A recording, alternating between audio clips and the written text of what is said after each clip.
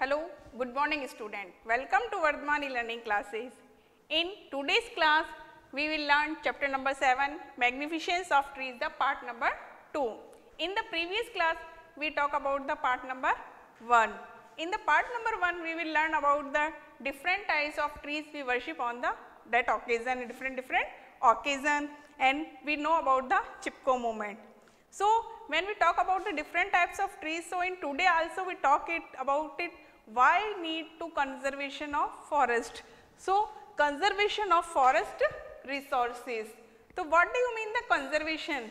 So, conservation means the given the any type of protection to any things, कि किसी भी चीज़ को हम किसी तरह का जो प्रोटेक्शन देते हैं, जो सुरक्षा देते हैं, वो कंजर्वेशन कहलाता है, यानी उसको सुरक्षा देना कंजर्वेशन. तो कंजर्वेशन ऑफ फॉरेस्ट रिसोर्सेज, जो फॉरेस्ट रिसोर्सेज हैं उनको हम किस तरह से हम कंजर्वेशन दे सकते हैं, सुरक्षा दे सकते हैं. तो today we talk about this topic in the page number 41 in your chapter number 7. So Bhanwar and Yogiraj went to a fair. जो भंवर एंड योगीराज से दो स्टूडेंट्स थे जो मेले में जाते हैं. On the next day in their class they were discussing about the fair. तो जब दूसरे दिन अपनी क्लास में जाते हैं तो वो उस फेयर के बारे में डिस्कस करते हैं. So first talk about the Bhanwar. I enjoyed a lot when I visited the fair of our local folk god. कि हमारे जो गांव के अंदर जो हमारे लोकल जो folk थे, यानी स्थानीय देवता होते हैं, उनका मेला था. तो I saw a very huge grassland and oran near the courtyard. कि वहाँ पर मैंने बहुत बड़ा grassland देखा और बहुत बड़ा courtyard देखा, प्रांगण देखा. So Yogiraj, what is grassland and oran? तो उसके दिमाग में क्वेश्चन आता है कि grassland and oran क्या होता है? What is the grassland and what is oran?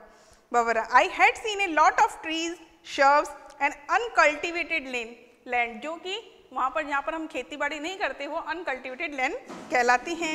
By observing the trees and shrubs, I can understand that they are not cut with an axe here. कि जब मैंने उनको ध्यान से देखा तो मुझे पता चला कि ये कोई भी तरह का वुड एक्स से कट, कुल्हाड़ी से कटा हुआ नहीं है.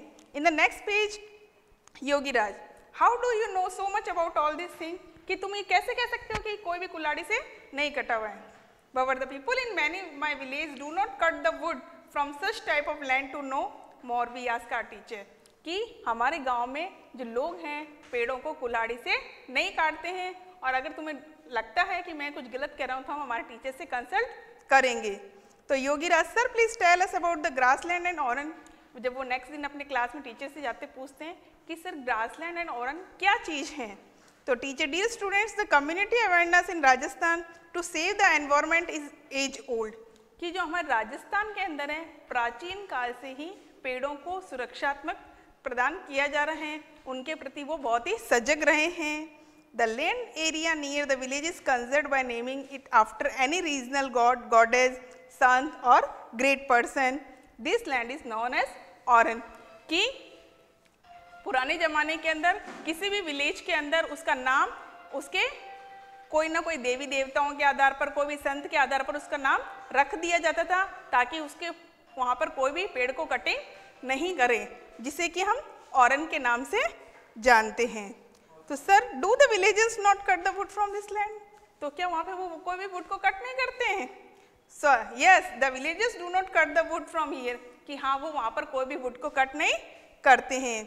The main reason for the conservation of grazing land, grassland, oran. और इसी वजह से उस ओरन का, यानी उस प्रदेश को ओरन कहा जाता है, क्योंकि वहाँ पर कोई भी पेड़ों को कट नहीं करता है. Is that the local people have a feeling of respect toward the environmental awareness. कि ये जन चेतना, अवेयरनेस मीन्स जन चेतना, लोगों के बीच में चेतना जागृत करने के लिए वो इस तरह का उसको ओरन प्रदेश घोषित कर दिया जाता है. Sir, the villagers also discuss about the laws made by the government for this types of land. तो लोगों ने गवर्नमेंट के लिए भी इस तरह का कहा है, तो गवर्नमेंट ने भी इसके लिए नए लॉज बनाए, कानून बनाए हैं, जिससे कि पेड़ों को सुरक्षा दी जा सके. तो yes Yogiraj, you are absolutely right. कि योगीराज, तुम बिल्कुल सही हो. Rajasthan government has made law for the conservation of grassland, grazing land. और जो गवर्नमेंट है उन्होंने भी अलग अलग तरह के कंजर्वेशन यानी सुरक्षा देने के लिए अलग अलग टाइप के बनाए हैं. वो हम इसके देखते हैं कि first is the Ranthambore National Park. जो रणथंभौर नेशनल पार्क है एंड टाइगर रिजर्व है, जो कि सवाई माधोपुर में बनाया गया है. Kaila Devi National Park and Ghana bird sanctuary, जो कि भरतपुर में है. एंड नेशनल डेजर्ट पार्क, जो कि जैसलमेर, बाड़मेर में है. सरिस्का नेशनल पार्क जो कि अलवर में बनाया गया। इस तरह गवर्नमेंट ने भी अपनी सुरक्षा के लिए, फॉरेस्ट को सुरक्षा देने के लिए बहुत से कानून बनाए और इसके लिए बहुत से नेशनल पार्क और सेंचुरीज बनाई हैं जिससे कि उनको फॉरेस्ट को कंजर्व किया जा सके। इसी के नेक्स्ट पार्ट में हम देखते हैं कि हम किस तरह से एनिमल्स और जो प्लांट्स हैं वो एक दूसरे पर डिपेंड करते हैं। तो इसके नेक्स्ट टॉपिक में फूड चेन में हम देखेंगे। तो the relation between plants and animals, कि जो प्लांट्स और एनिमल्स के बीच में जो रिलेशंस होता है on the basis of their food, कि फूड के आधार पर is known as food chain, उसे हम फूड चेन कहलाते हैं। तो जो फूड चेन को हम देखेंगे तो हम एग्जांपल के लिए देखते हैं कि जो प्लांट्स हैं, प्लांट्स को रैबिट ईट करता है, प्लांट्स को, रैबिट को फॉक्स ईट करती है एंड फॉक्स को लॉयन ईट करता है। तो plant is a food as a rabbit and rabbit as a food as a fox and fox food as a lion. तो इस तरह से एक चेन टू चेन बनती जाती है जो कि पूरी फूड चेन कहलाती है, क्योंकि एक दूसरे पर फूड के लिए डिपेंड है। तो आई होप आपको पूरा समझ में आया होगा कि why we conserve the forest and which type we conserve the forest and why are the, what is the food chain and what is the relation between the animals and plants between the foods. Thank you. If you have any doubt, you consult me.